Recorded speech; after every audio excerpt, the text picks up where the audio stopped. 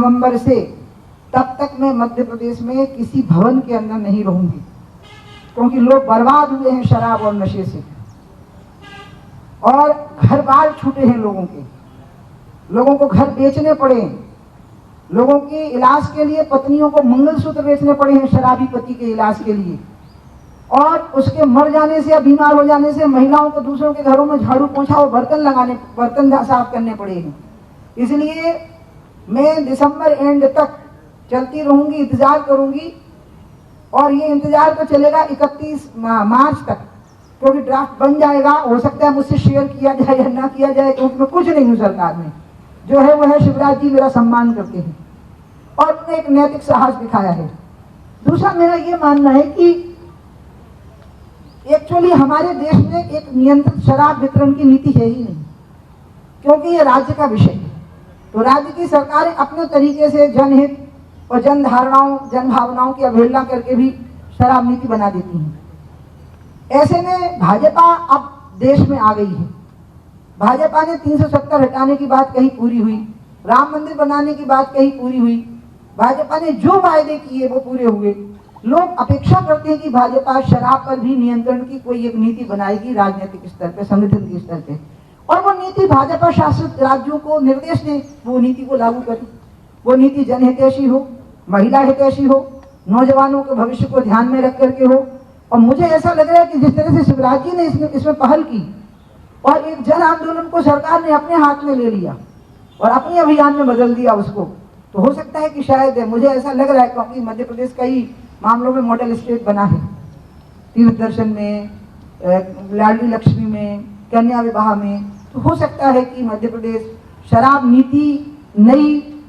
शराब नीति नैतिक तौर पर भारतीय जनता पार्टी की तरफ से बनी हुई शराब नीति के लिए मध्य प्रदेश एक मॉडल पेश कर दे, और अंत में वो मॉडल भाजपा शासित सभी राज्यों पर लागू करने की स्थिति आ जाए। तो ऐसी स्थिति भी आ सकती है। तो अभी तो जब तक मैं ठीक से हठ नहीं पकड़ूंगी और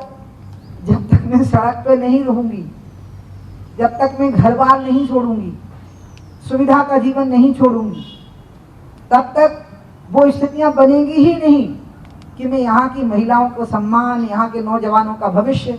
यहाँ के मजदूरों के रोजगार, उनके जीवन की रक्षा के लिए अपना कंट्रीब्यूशन कर सकूं। मैं अपने आप को 30 मार खा नहीं समझती, खुदा नहीं समझती, भगवान नहीं समझती, लेकिन मेरी अगर सामर्थ्य है थोड़ा भी किसी के सहयोग करने की, एक घायल पक्षी को भी उठा लेने की अगर मेरी सामर्थ्य है, मैं तो अपनी सामर्थ्य का पूरा उपयोग करूंगी इसके लिए। और इसलिए 7 नवंबर से मैं तब तक घर आवास में रहना छोड़ दूंगी, तब तक के लिए, जब तक कि मैं ये नहीं देख लूंगी कि लोग अब शराब के आतंक से मुक्त होकर महिलाएं घरों में सुख से रह रही हैं, मोहल्लों में आराम से घूम सकती हैं, लड़कियां कॉलेज जा सकती हैं, पूजा करने के लिए मंदिर में जा सकते हैं, नमाज पढ़ने के लिए मस्जिद में जा सकते हैं, प्रेयर करने के लिए चर्च में जा सकते हैं, प्रार्थना करने के लिए चर्च में जा सकते हैं, और पूजा करने के लिए, अभिषेक करने के लिए जिनालय में जा सकते हैं, बौद्धालय में जा सकते हैं। स्कूल और अस्पताल के पास, मजदूरों की बस्तियों के पास अब शराब की दुकानें नहीं हैं, इसलिए मजदूर अपनी कमाई अब खर्च नहीं करेंगे और पूरा का पूरा पैसा घर में जाएगा। ये सब चीज़ें सुनिश्चित हो जाएंगी, तब मैं घर में रहना शुरू करूंगी। इसके पहले या तो टेंट लगवा लिया करूंगी या घास फूस की कोई झोंपड़ी मिल जाया करेगी तो उसमें रहूंगी, नहीं तो अपन तो पेड़ के नीचे भी रह लेंगे, तो मुझे कोई दिक्कत नहीं होती, उसमें नदियों में नहा लेंगे। ये मैंने तय कर दिया है। और ये देव दीपावली जब युद्ध को जीत के आए थे भगवान कार्तिक स्वामी, तो उनने पहला विश्राम मेकल पर्वत पे लिया था अमरकंटक में, वहाँ आकर के बैठ गए थे वो थकान उतारने के लिए, क्योंकि नर्मदा जी उनकी बहन है, तो अपनी बहन दीदी के पास बैठ गए थे वो। मैं भी वहीं जाऊंगी और वहीं से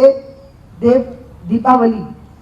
के दिन से अपना इस प्रकार का जीवन प्रारंभ कर दूंगी। और इस बीच में जहाँ मन होगा वहाँ जाऊंगी, जहाँ खड़ा होना होगा खड़ी हो जाऊंगी, जहाँ बैठना होगा वहाँ बैठ जाऊंगी, जहाँ रहना होगा वहाँ